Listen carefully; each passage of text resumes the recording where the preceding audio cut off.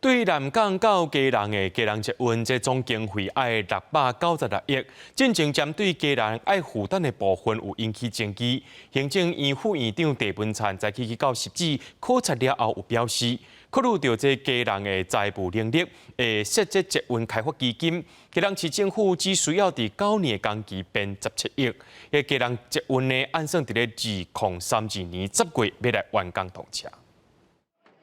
行政院副院长陈文灿去实际视察基隆捷运其中的一个站点保长坑站，未来会结合都市计划，带动货运厂区的转型。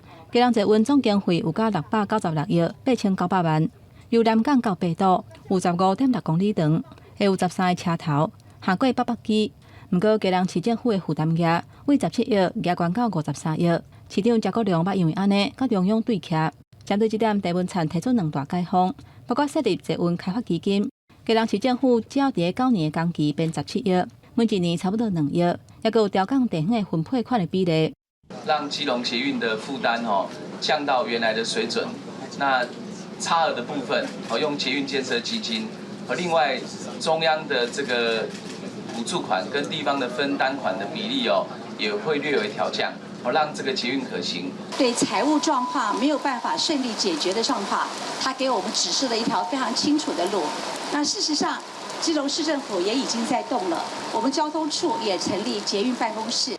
基隆捷运今年4月份通过宽评了后，综合规划嘛伫5月份送到交通部审议，各界关注当时才会当通车。铁道局回应讲，按算121年10月份完工通车。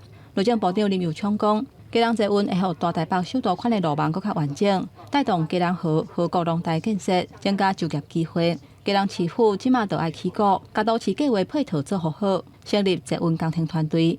捷运站旁边要有停车的空间，要有公车的这些连结串联的系统，所以都市计划内的生活圈的道路就必须一定要配套，现在做好规划。板南线东延的部分，您还没有回复到委员。陈文灿强调讲，基隆捷运无政治色彩，即马已经行向最后一里路。不过，面对新北市议员向甲问北南线东延的议题，陈文灿并无正面回应，就随离开。记者综合报道。